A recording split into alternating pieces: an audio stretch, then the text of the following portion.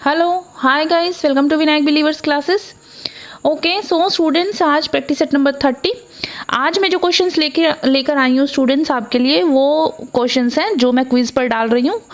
और जो बच्चे क्विज नहीं कर रहे हैं ये उनके लिए है। और अगर आप क्विज ज्वाइन करना चाहते हैं तो आप टेलीग्राम पर क्विज ज्वाइन कर सकते हैं। लिंक मैं डिस्क्रिप्शन में डाल दूंगी, आप ज्वाइन कर सकते हैं।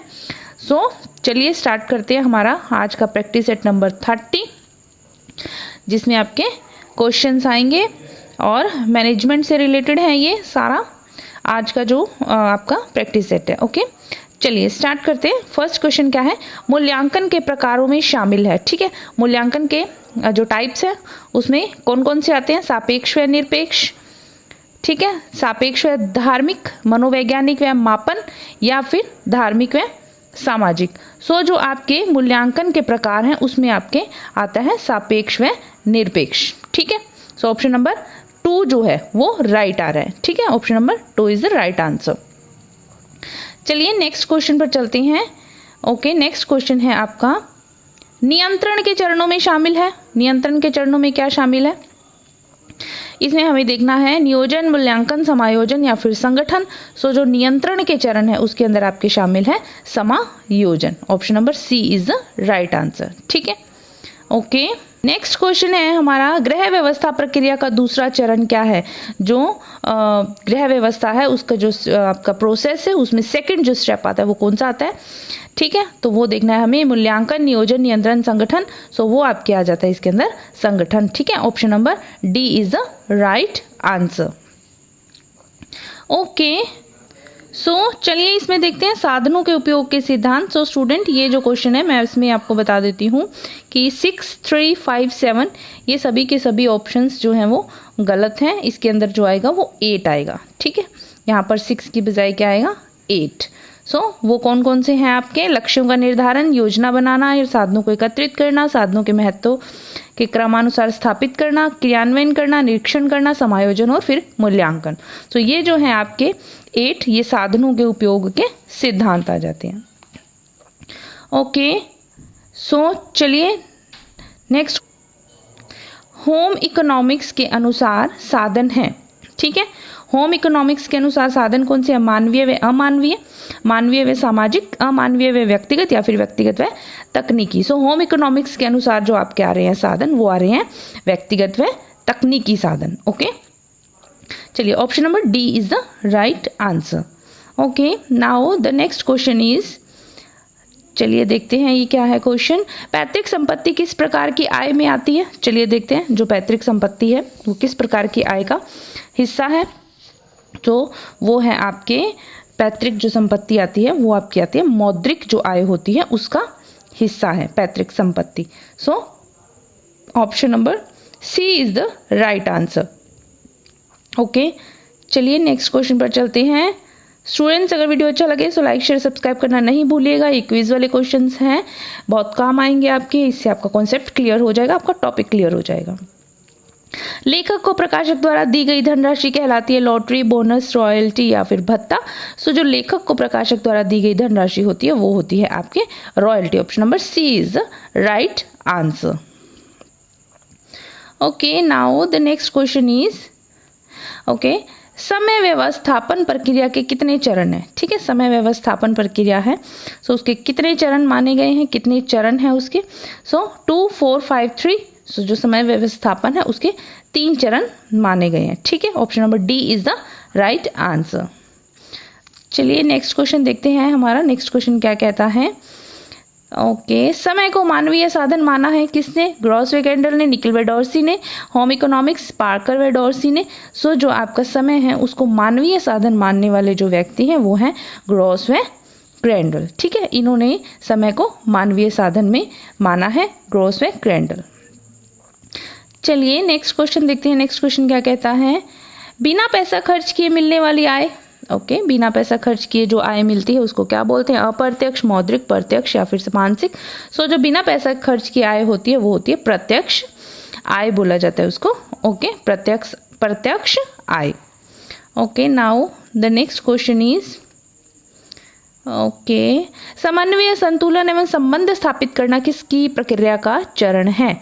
ओके, समन्वय, संतुलन और संबंध स्थापित करना, इन सब में से कौन सा प्रोसेस है जिसका स्टेप माना गया है उसको? नियोजन, नियंत्रण, मूल्यांकन या फिर संगठन।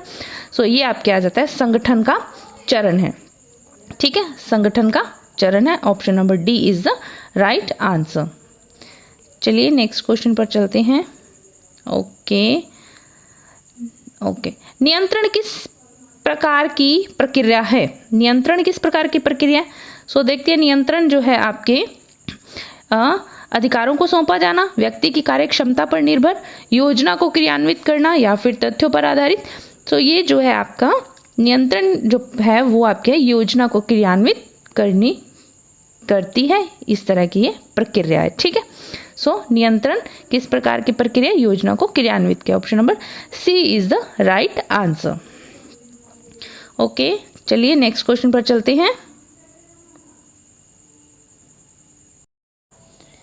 नेक्स्ट क्वेश्चन है हमारा, फैमुलस शब्द की उत्पत्ति हुई है।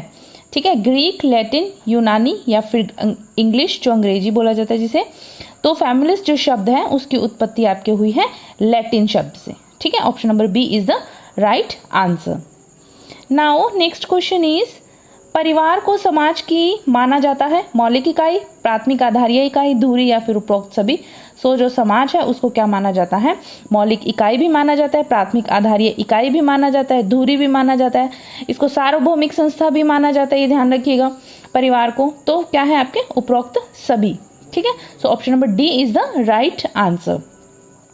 नाउ नेक्स्ट क्वेश्चन इज, परिवार के कार्यों में शामिल नहीं है। ठीक है, परिवार के जो कार्य हैं बताए गए हैं हमें, उनमें से क्या शामिल नहीं है? तो उनमें से आपके मनोवैज्ञानिक, रचनात्मक प्रभाव, उत्पादक इकाई, संतानोत्पत्ति व संतान पालन पोषण।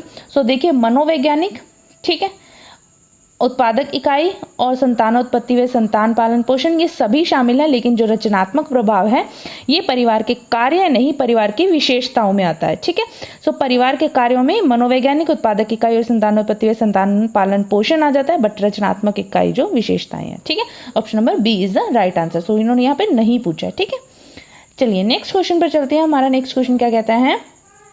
पारिवारिक जीवन चक्र की अवस्थाएं हैं। ठीक है, जो पारिवारिक जीवन चक्र है उसकी कितनी अवस्थाएं बताई गई हैं? उसकी 3 अवस्थाएं बताई गई हैं, जिसमें आपके स्थापित होने की अवस्था, विस्तृत अवस्था और संकुचित अवस्था। सो ये 3 अवस्थाएं बताई गई हैं फैमिली लाइफ साइकिल की। Option number 3 is the right answer. Now next question is, student ये सभी क्वेश्चन जो है मेरे क्विज के क्वेश्चंस हैं। सो आप देखिए इसको और आपको बहुत कुछ क्लियर हो जाएगा। अच्छा लगा सो लाइक, शेयर, सब्सक्राइब करना नहीं भूलिएगा। और आप क्विज ज्वाइन करेंगे तो आपको बहुत ज़्यादा फायदा मिलने वाला है पेपर में भी, और वैसे भी आपके कॉन्सेप्ट क्लियर हो जाएंगे। डीपली जो आप स्टडी करते हैं उसका भी आपको फ़ायदा मिलेगा। इससे आपको क्वेश्चन को समझ में आ जाएगा कि किस तरह से क्वेश्चन पूछा जा सकता है, किस तरह से बीच में से क्वेश्चन पूछा जा सकता है, किस तरह से अप्लाइड क्वेश्चंस आ सकते हैं। ठीक है, सो चलिए, शिशु जन्म, पालन पोषण, नर्सरी स्कूल, प्राथमिक शिक्षा, उच्च शिक्षा और परिवार, ये सब जो है परिवार के किस अवस्था में आता है? ठीक है, शिशु जन्म हो गया, शिशु का पालन पोषण है, उसको नर्सरी स्कूल में भेजना, उसकी प्राथमिक शिक्षा, उच्च शिक्षा, ये सब जो है ये आपके विस्तृत अवस्था का पार्ट है। ठीक है, सो ये विस्तृत अवस्था में आ जाता है जब परिवार फैल जाता है, बड़ा हो जाता है, बच्चा हो जाता है परिवार में। सो वो होती है आपके विस्तृत अवस्था। ठीक है, option number 1 is the right answer. Now next question is, संकुचित अवस्था की उपव्यवस्था माना है। तो संकुचित अवस्था है जो इसकी 3rd स्टेज मानी जाती है फैमिली लाइफ साइकिल की। सो उसकी उपव्यवस्था किसको माना गया? उपवस्था माना गया है इसके स्थापित होने की अवस्था, उच्च शिक्षा, प्राथमिक शिक्षा, आर्थिक स्थिरता का समय, उच्च शिक्षा या पालन पोषण, शिशु जन्म, बच्चों का व्यावसायिक समायोजन, नर्सरी स्कूल या फिर बच्चों का विवाह, सेवा निवृत्ति, स्थिरता का समय। सो जो संकुचित अवस्था है इसकी उपव्यवस्था माना गया है आपके बच्चों का विवाह, सेवानिवृत्ति और स्थिरता का समय। जो संकुचित अवस्था होती है उसमें बच्चों के विवाह हो चुके होते हैं, जो घर में बड़े लोग होते हैं उनकी रिटायरमेंट हो चुकी होती है, तो वो स्थिरता का समय होता है। ठीक है, सो option number D is the right answer. तो इसकी उपवस्था माना गया।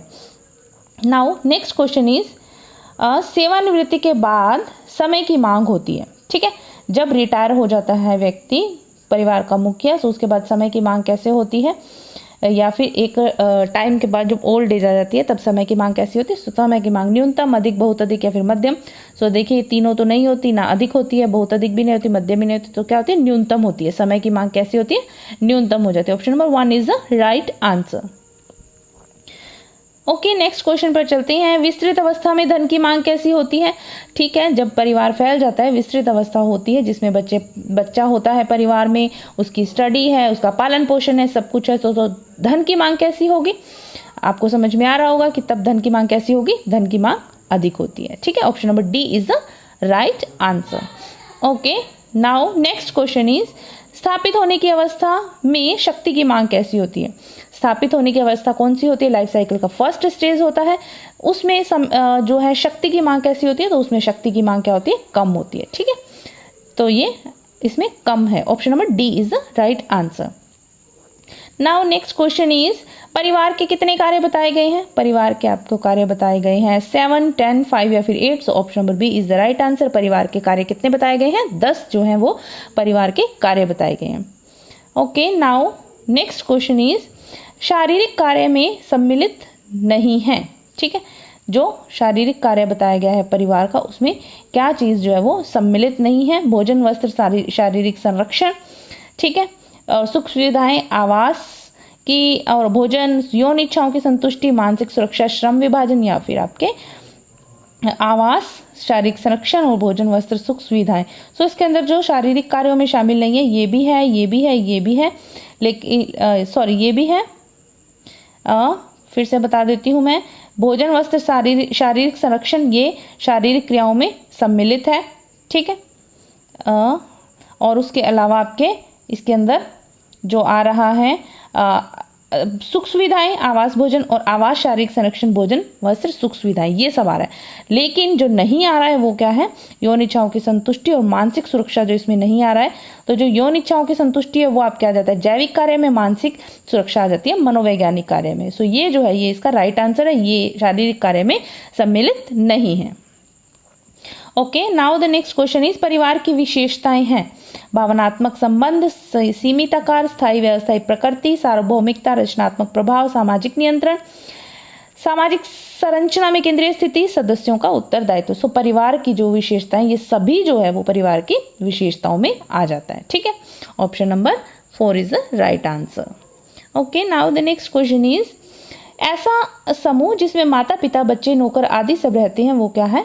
वो है आपका परिवार। ठीक है, जिसमें सभी रहते हैं। Option number C is the right answer. चलिए नेक्स्ट क्वेश्चन देखते हैं। मानव सभ्यता का पीढ़ी दर पीढ़ी स्थानांतरण परिवार के किस कार्य में सम्मिलित है? सामाजिक कार्य, धार्मिक कार्य, जैविक या शैक्षिक कार्य। सो देखिए जो परिवार है वो जो उनकी सभ्यता चली आ रही है उसको एक जनरेशन से दूसरी में, दूसरी से तीसरी में, सो इस तरह से जो वो सभ्यता जो है अपना स्थानांतरण करते हैं वो क्या कहलाता है? वो आप क्या जाता है? सामाजिक कार्यों के अंतर्गत। ठीक है, ये एक सामाजिक कार्य। Okay, now next question is परिवार को महत्वपूर्ण प्राथमिक पाठशाला माना जाता है क्योंकि इसमें क्या सम्मिलित है? ठीक है, बच्चा जो है परिवार में रहकर बहुत कुछ सीखता है तो उसको प्राथमिक पाठशाला माना जाता है। परिवार को क्यों माना जाता है? क्योंकि क्या है उसमें? विरोधी भावना, झगड़ा, नकारात्मकता, बिल्कुल गलत बात, ईर्ष्यालु व्यवहार, विरोधी प्रतिस्पर्धा नहीं, मानव व्यवहार एवं सामाजिक संबंध, ये है लेकिन पूरा नहीं है। तो पूरा क्या है आपके? ये है मानव व्यवहार, सामाजिक संबंध, सद्भाव, त्याग भावना, आदर्शात्मक भाव। सो ये आपके option number D is the right answer. ठीक है, सो ये था आपका परिवार को महत्वपूर्ण प्राथमिक पाठशाला इसीलिए माना जाता है क्योंकि वहां मानव व्यवहार होते हैं, सामाजिक मानव का व्यवहार, सामाजिक संबंध होते हैं, सद्भाव होता है, त्याग की भावना होती है एक दूसरे के प्रति और आदर्शात्मक भाव होता है। ठीक है, option number D is the right answer. Okay, so students ये था हमारा आज का वीडियो। आई होप आपको समझ में आए होंगे क्वेश्चंस। ये क्वेश्चंस जो हैं आपको कहीं नहीं मिलेंगे, ये मेरे क्विज के क्वेश्चंस हैं। आप अगर इनको करेंगे, खुद से सॉल्व करने की कोशिश करेंगे, आपका कॉन्सेप्ट क्लियर होगा, आपके टॉपिक्स क्लियर हो जाएंगे। अगर आपको कुछ समझ में नहीं आ रहा है तो आपको 90 to 95% तक काफ़ी कुछ इससे क्लियर हो जाएगा। ठीक है, so thank you so much for watching my video. बने रहिए मेरे साथ, पढ़ते रहिए, लाइक शेयर सब्सक्राइब करना नहीं भूलिएगा। Thank you so much, God bless you all, bye.